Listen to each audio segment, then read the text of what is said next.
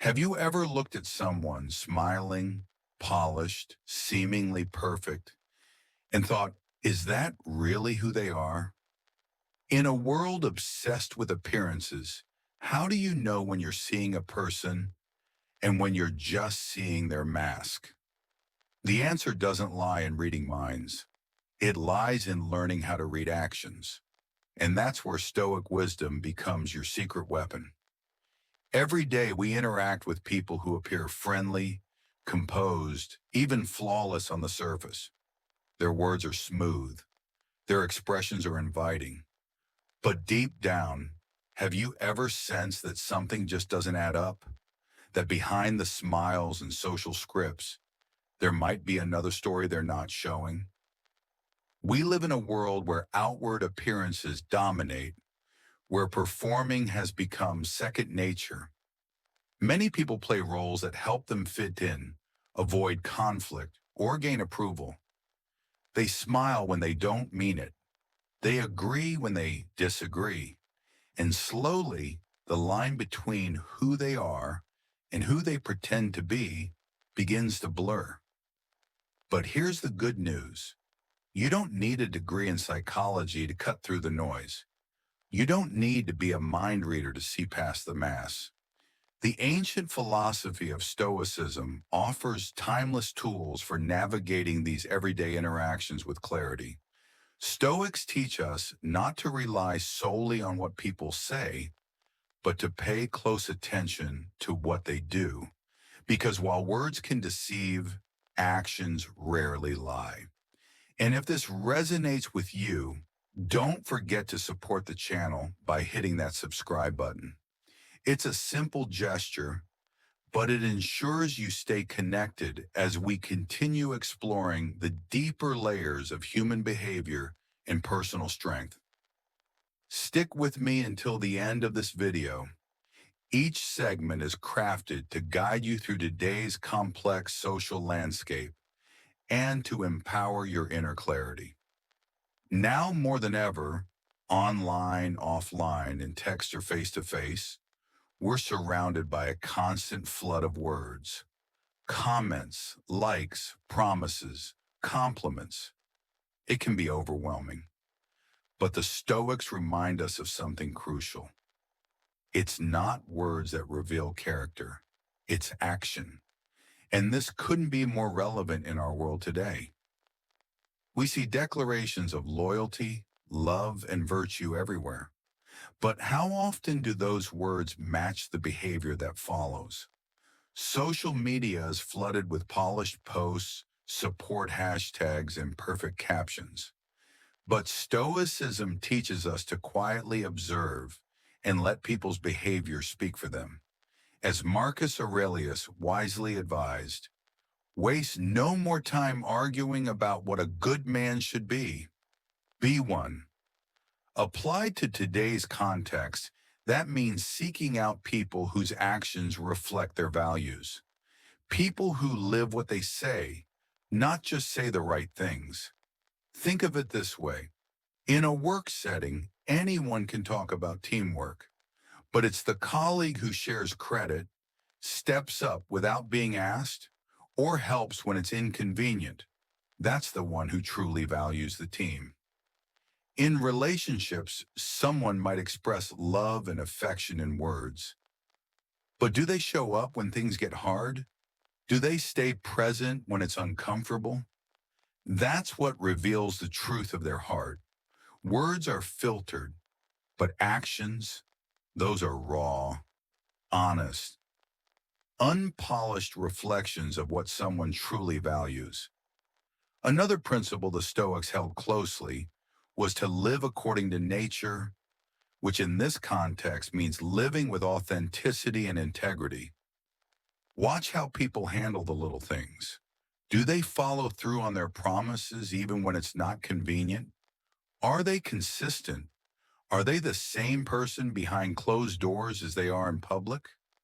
Consistency across settings is one of the clearest signs of integrity.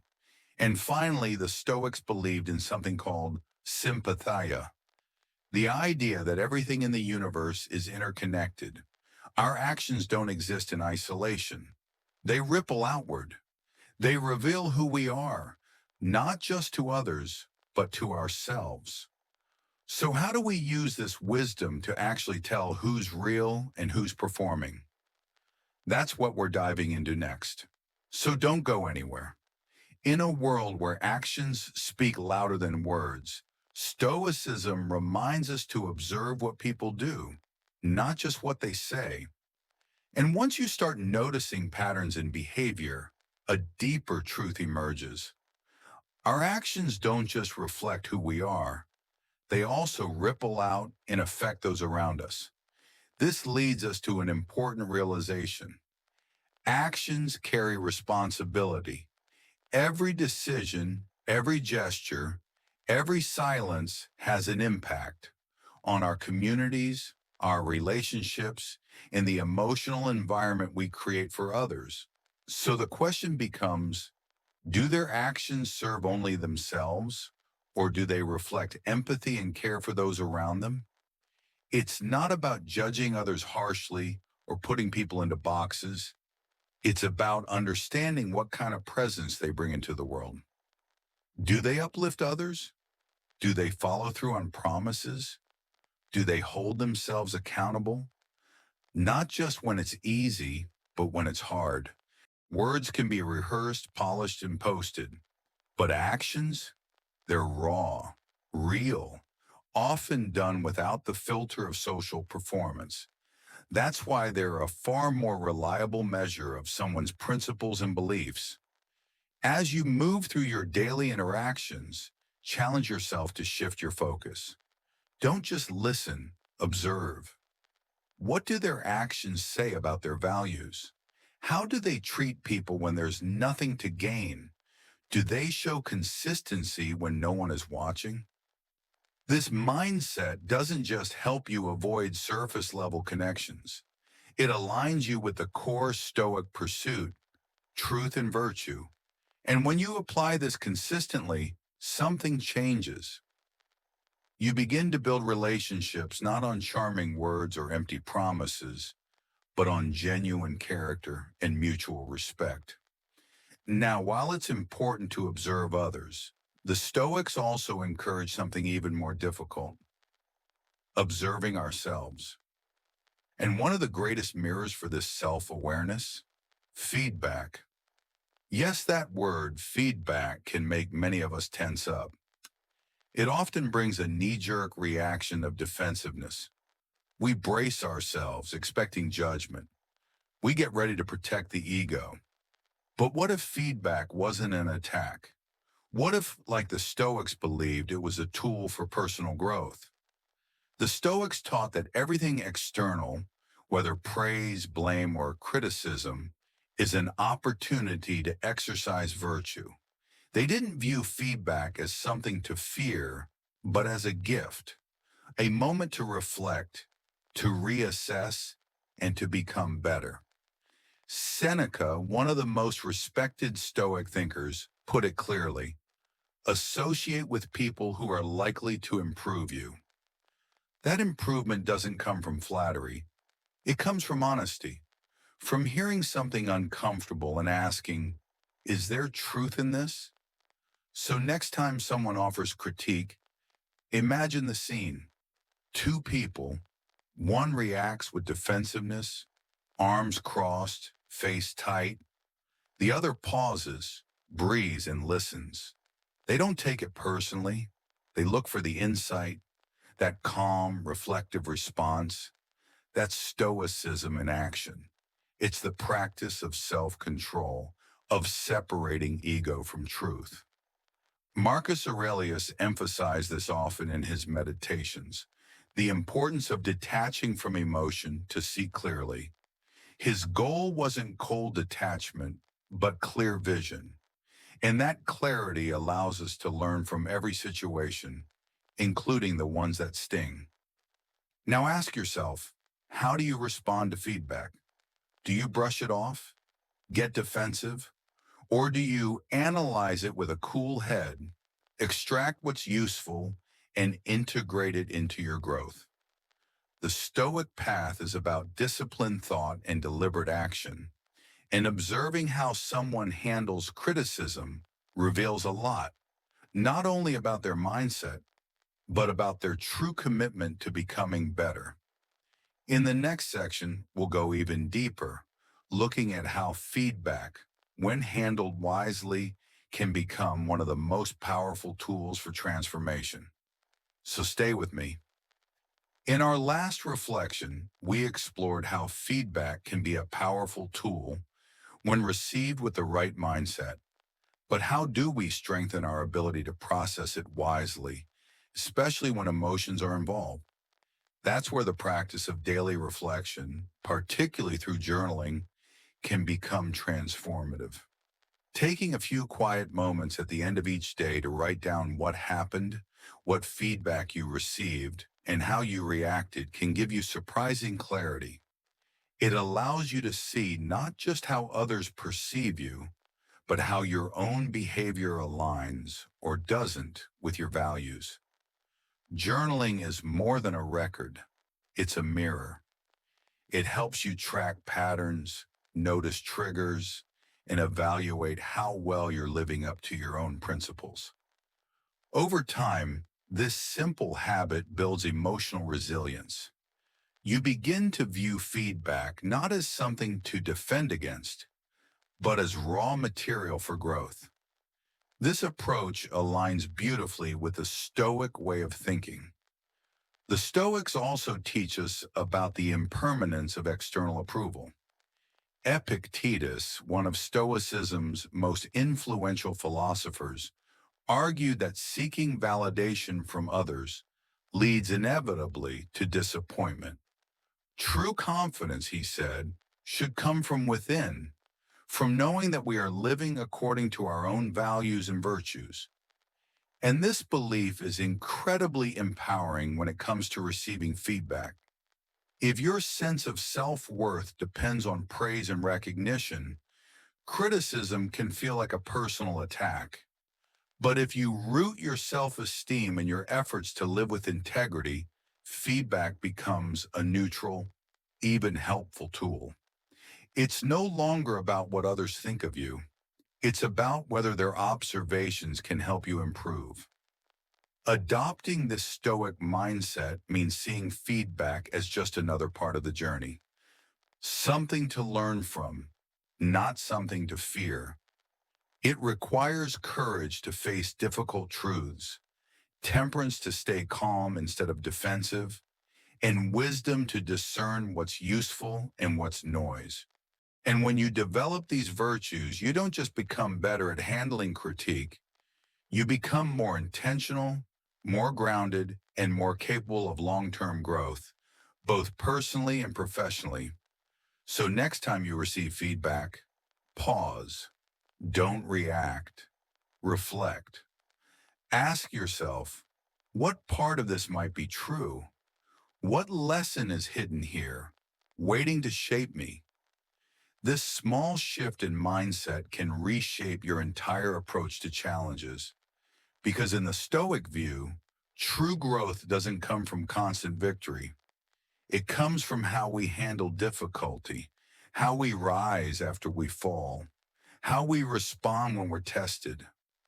Life, after all, is not just measured by how we celebrate our wins, but by how we honor our commitments, especially when things get tough. And that brings us to another essential Stoic lesson: how we deal with failure and promises. Whether it's a setback in our personal goals or a moment when we don't live up to what we've promised others, our response reveals more about our character than any success ever could.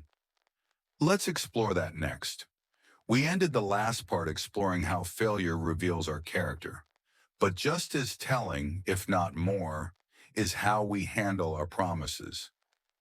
In Stoic philosophy, a promise isn't just a social contract, it's a moral commitment, a reflection of one's integrity. A kept promise is seen not only as an act of respect toward others, but also as an act of self-respect. Because every time you follow through on your word, You strengthen your credibility, not just in the eyes of others, but in your own. Keeping promises becomes a way of reinforcing your internal compass. It aligns with one of the core Stoic ideals, living in accordance with nature, which means fulfilling the roles and responsibilities we've taken on with honesty and conviction. Epictetus, a towering figure in Stoicism, argued that true freedom and personal agency arise when we respond appropriately to life's external challenges, including and especially those moments when it would be easier to break our word. Real character is shown when we uphold a promise despite difficulty. Now, how do we maintain that integrity?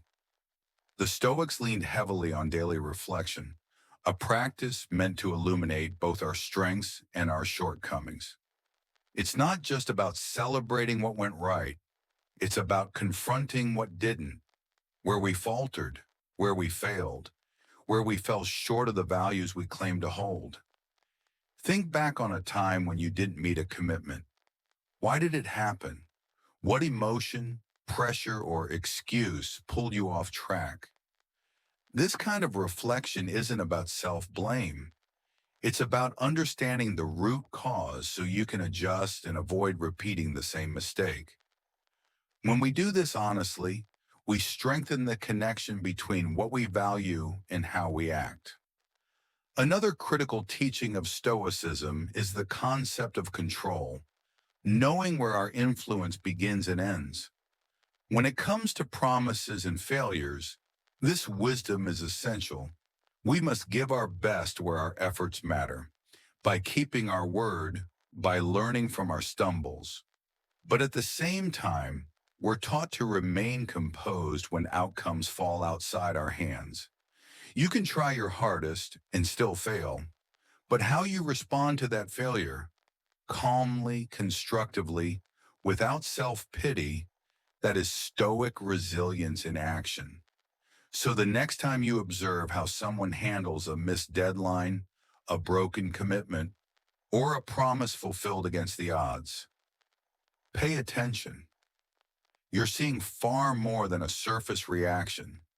You're witnessing a window into their soul, their resilience, integrity, and moral strength. And as for yourself, embracing the Stoic mindset doesn't just help you bounce back. It helps you build forward. It transforms life's friction into fuel for character.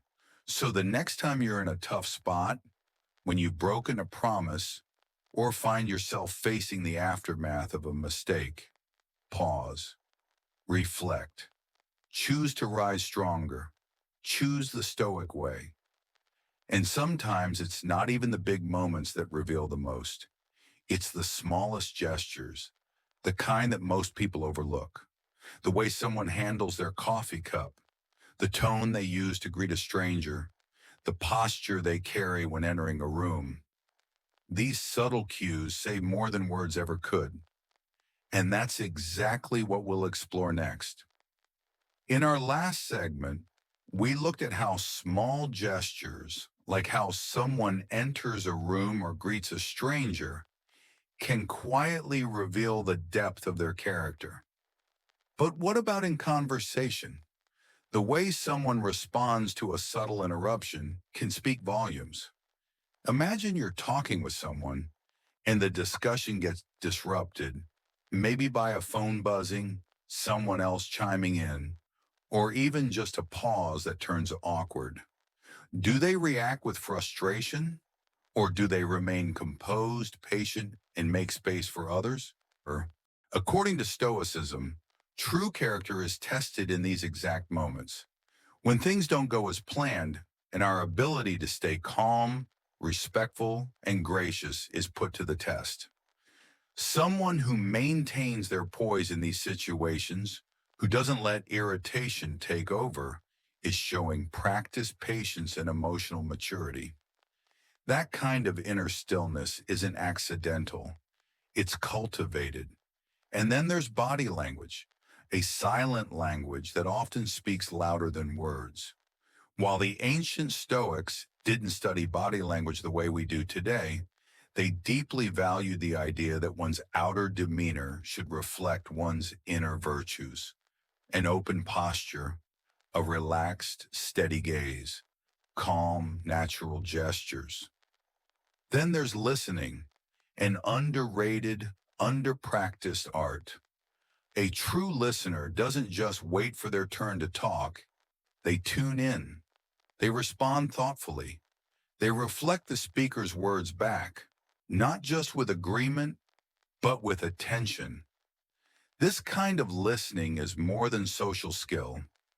It's a form of justice as the Stoics saw it, because to truly listen is to treat others with dignity and fairness. The Stoics believe that virtue should be stable, a thread that runs through all parts of life, not something turned on and off for convenience or performance. Observing how someone shifts or doesn't in different settings can help us see whether their behavior is aligned with the values they claim to live by. By noticing these subtle signals, by reflecting on them calmly and without bias, we're engaging in a quiet, philosophical exercise that deepens both our relationships and our understanding of human nature.